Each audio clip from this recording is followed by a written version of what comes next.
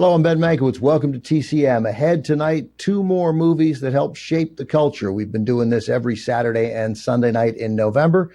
And my guest tonight is filmmaker Kimberly Peirce. One of her movies, her debut feature, Boys Don't Cry. We featured it last night as part of our programming about films that shape the culture. Kimberly, great to see you again. Thanks for being here. Oh, lovely to be back. Thanks. Up first tonight from 2004, documentary Supersize Me from Morgan Spurlock. This is the movie where Morgan Spurlock spent 30 days eating 3 meals a day at McDonald's and charting the deterioration of his health along the way. This is literally the movie that got fast food restaurants, certainly at least McDonald's, to stop supersizing things. It seems such a small little concession, but it did. It definitely did make an impact, didn't it? It did, and it was amazing at the time that, they really were into this automatic supersizing. And I think he makes a great point, which is if people don't realize that they're being upsold and giving more and more food all the time, they just start eating more. I mean, it seems odd, but it turned out to be true. And, even though his film is a little bit of provocative, documentary making, and maybe you want more facts and, more statistics, and you want it to be, a little more thorough in some ways, you also have to kind of give him credit because his provocative filmmaking ended up making a difference. It's entertaining, and it was shocking, and it did change the culture. I think we talked about this a little bit last night with An Inconvenient Truth, but it really matters who's telling the story. And while you can quibble a little bit with some of the science that you're about to see in Supersize Me, this was a very inventive way to tell a story. And that strikes me as big a hurdle as you can have in making a movie like this and finding a big enough audience to respond to it. You gotta make something that people haven't seen before. And I think Morgan Spurlock did. I think you're absolutely right. I mean, look, could he have gone in with more statistics and facts and all that? We might have glazed over. But to have, good looking guy hanging out with his girlfriend who's a vegan, who's cooking for him all the time. And he's just like, hey, I'm going to go and every time they supersize me, I'm going to accept it. And I'm going to eat, 5,000 plus calories a day. And I'm only going to eat McDonald's for 30 days. And we watch him balloon out and get sick and throw up. It gets your attention. It was a crowd pleaser at Sundance. I think it won the audience award. I think it got nominated for an Oscar. It had an impact, and he had a concept and he ran with it. And he was charismatic and fun enough, as we talk about, Al Gore being warm and being loose. Morgan's loose. It's fun to watch. Yeah, I think right off the bat, we get what his agenda is, that fast food is unhealthy. And so eating it 3 meals a day, eating 90 fast food meals in a row is going to be unhealthy. But he never has to wolf down something he doesn't like. I mean, one of the reasons we all go to McDonald's, and I eat at McDonald's. I now eat in the last year far less at McDonald's than I've done the first big hunk of my life. But I love it. It's a treat. I don't even think of getting a quarter pounder with cheese. I don't even think of it as a cheeseburger. I think of it as McDonald's. Well, I think exactly what you're saying. It's, I think what they do with the kids when they don't recognize Jesus, but they recognize, Ronald McDonald. I mean, that says a lot. It's like it's marketed to us as it's fun. I want to eat it. Those pancakes with all that syrup, the quarter pounder, with the cheese and all the ketchup.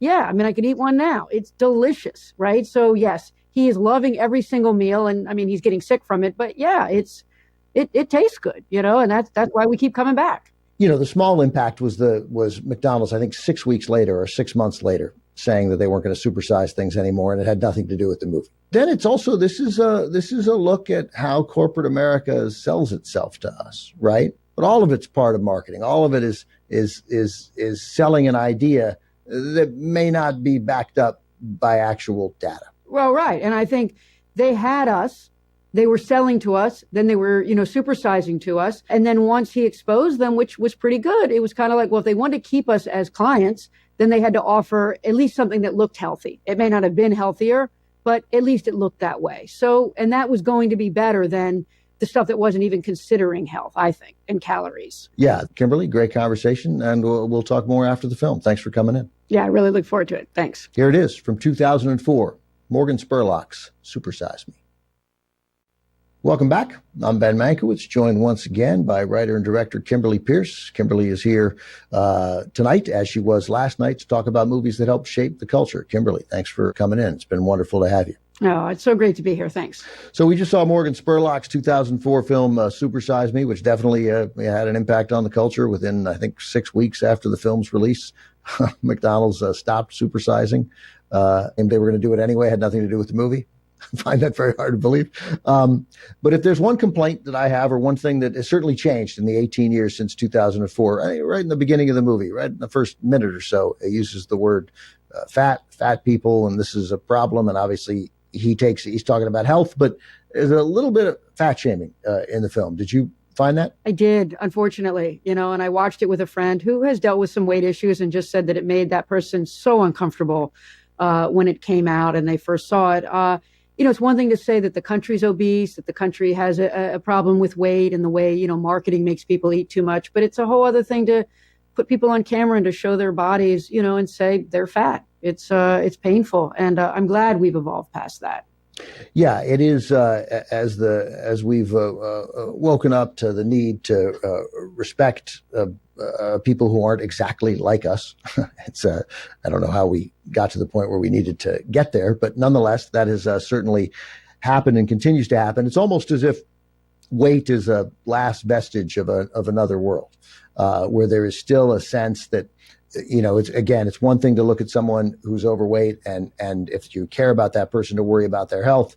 But there's almost this instinctive thought that we have that it demonstrates that this person is not disciplined. Yeah, and they interview a guy who says that, right? He's saying constantly, and they go back to him a number of times, and he says, just don't eat it. Just say no. So I think the good thing is that the film says, well, but this marketing is so powerful. That's why the kids recognize, Ronald McDonald, not Jesus, is that the way these companies are marketing to us, it is overriding our ability to make certain decisions.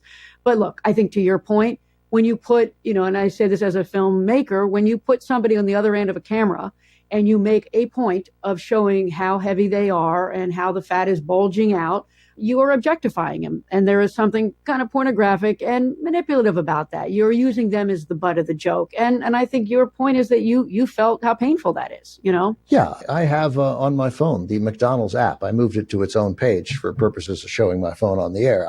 I eat at McDonald's, but I am blessed by not really looking, at least when I have clothes on, like a guy who eats at McDonald's a lot, right? And so my vices, the issues that I have are not on full display for people to point at me, right? And yet, even though, you mentioned the person you watched the movie with, and one of my closest friends has struggled with weight, or really my closest friend struggled with weight his entire life, and it's not really just self-restraint that has caused this, right? Yet we enter into that mode of thinking instinctively. It's like baked in. Right. So for people, so say you and I, that's not our particular challenge. Like for us, we can eat something, we cannot eat something. There's other things that we may not have as much control over. But sure, I think what Morgan does a good job of is saying, look, the way kids, are brought up when they're in the home, how they eat as a family, if they're eating junk food, if they're not eating junk food, if they're overeating, if they're using food for emotional reasons, that stuff's baked into us. And that is a very hard thing to overcome. The other thing is, maybe you and I have other options for ordering, other foods that we deem healthier because maybe we have the money or we have the power to do that. Not everybody who's eating, at fast food restaurants, they may not have the kind of opportunities that we have. And so I think that's where as a culture, we have to take responsibility and make it easier for people to have a healthier diet rather than, shaming them and basically just abandoning Right. them. Yeah. Kimberly, great stuff. Thanks very much. Really, my pleasure. So fun to talk with you. Stay with us. Kimberly and I have one more film to discuss tonight. It's from 2005. Ang Lee directs Heath Ledger and Jake Gyllenhaal in Brokeback Mountain. It's next on TCM.